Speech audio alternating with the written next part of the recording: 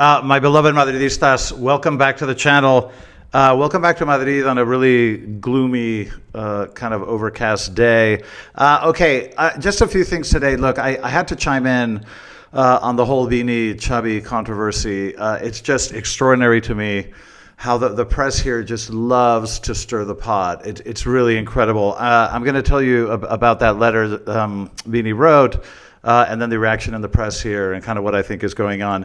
Another subject I'm going to talk about is the change. You guys have been asking about this in the comment section quite a bit, and that's the change of ownership that Florentino Perez is proposing. It's something that affects me personally, well, four of us directly.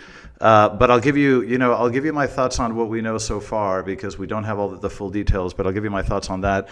And then finally, just to mention, nothing to celebrate, of course, but very, very relevant, I think, in the title race. Pedri is injured. Is going to be out for a few weeks. Noteworthy as well. Welcome back to the channel. Let me give you my thoughts on these issues. Thanks for joining me. Let's get started.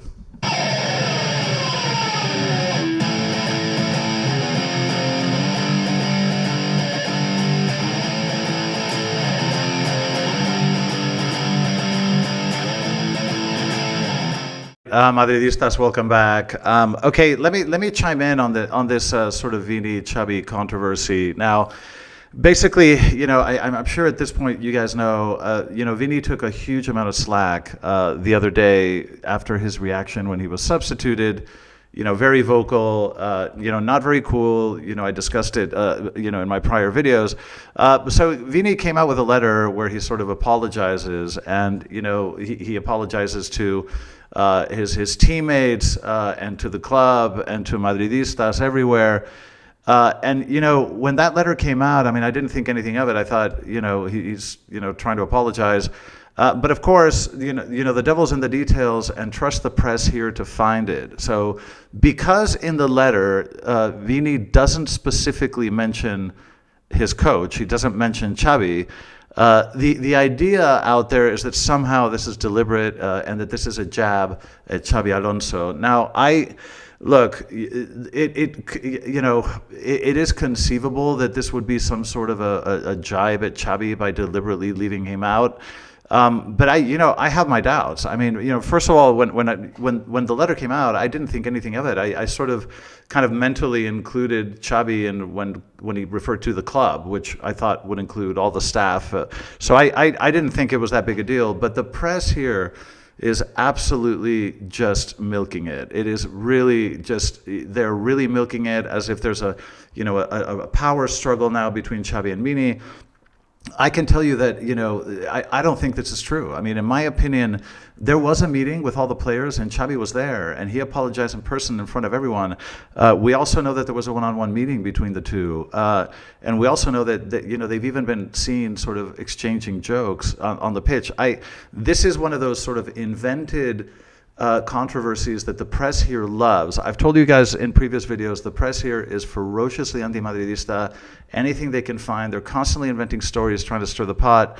I remember Cristiano, cussing under his breath like all hell when he was substituted.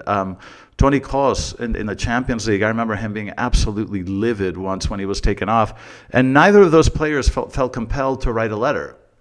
But Vini, it just feels like everything that Vini does is amplified, and I just think that they're going after him no matter what he does. He's damned if he does, damned if he doesn't. So I think that this is very much invented by the press.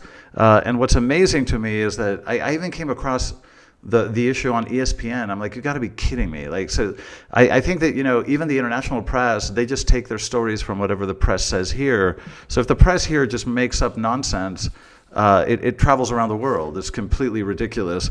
Again, I don't think that this is a very big controversy. I think that this can be very clearly fixed. And don't be surprised if you get a statement from Xabi in the next interview saying, we've spoken and everything is fine. There's no problem with Vini. The stakes are very, very high, you guys. Everybody knows what's at stake here. Vini's in the middle of a renegotiation for his contract. he doesn't want bad blood with the club, and Xabi Alonso doesn't want bad blood with his players. I do not see this as a tug of war. I think people are going to read into it, and you're going to continue to get noise. But I really think that this is just being grossly exaggerated, and I think that Xabi will put an end to it. But anyway, I just wanted to give you guys my thoughts on that because it's all over the press. Okay, the other thing I wanted to talk about, which is kind of interesting. So Florentino Perez obviously, is getting up there in age, and has already announced that he's going to be leaving soon. And he's very worried about his legacy, the legacy of the club. And he has proposed, one of the things that worries him is outside influence and outside ownership at Real Madrid. He wants the club to always and forever remain in the hands of socios. But he also wants to leverage the financial muscle of the club in an age where it's very difficult to compete financially with sort of state-owned clubs, etc. So what he has proposed, and so far we only have the kind of preliminary data points, but he's proposing a change of ownership. At the moment, Real Madrid is owned by the socios in the sense that it is set up like a non-profit organization. It's like an NGO. So every penny that comes in is redeployed into the operating and sort of sporting performance of the club. We don't have outside investors that we need to pay out dividends to.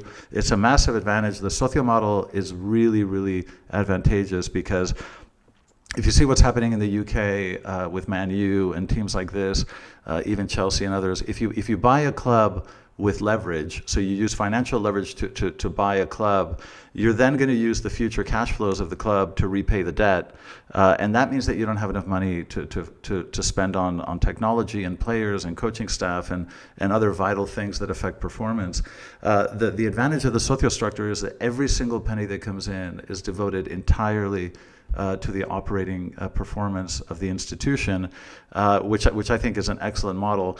So, but unfortunately, the current model is it does limit you financially. There's less that you can do when you're owned by socios. You can't just pick up a phone and all of a sudden raise capital.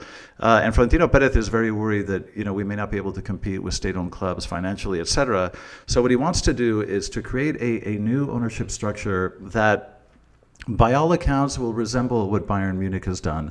Now, Bayern Munich is a team that is 51% owned by the members of the club, and then 49% owned by strategic partners, like Adidas, Audi, sort of strategic corporate partners. And I think that what Florentino wants to do is something similar to that. He wants 51% of the club to be owned by the Real Madrid Foundation, but then he wants 49% of it to be owned by financial investors, and that allows the club to raise money and to have more liquidity to compete.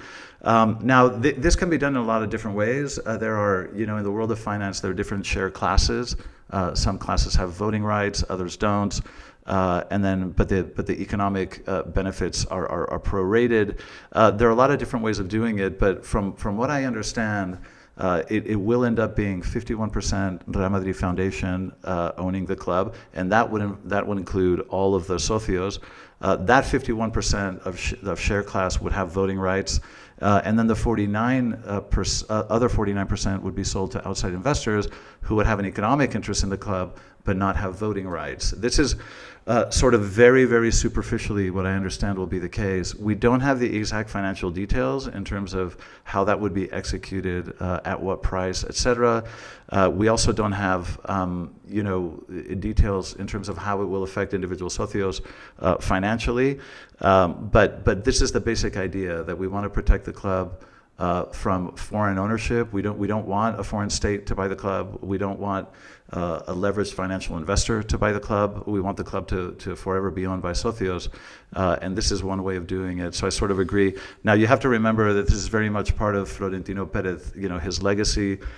He's been such a transformational president for the club, and I think that he wants to leave everything kind of sewn up and make sure that he has he can walk away with a clear conscience and knowing that there's no risk that the club will ever fall into other hands.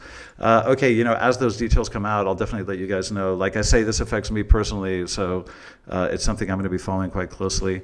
Okay, the only other third thing I want to mention, and I'm by no means celebrating this because I don't think any of us are happy when one of the great players in the world gets injured. But yesterday we heard that Pedri is injured and out for about 4 or 5 weeks with a muscle tear. Now this is, obviously, I mention it because the impact of Pedri on Barca's play is unbelievable. I think he is the heart and soul of that team. Lamine is very flashy and gets all the eyeballs, but Pedri is really the man that makes that machine work.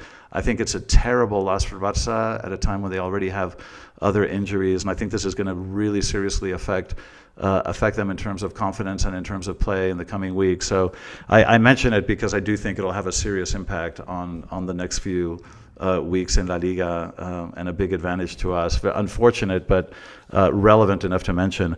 But anyway, listen, I just wanted to catch you guys up on those issues because it's all over here.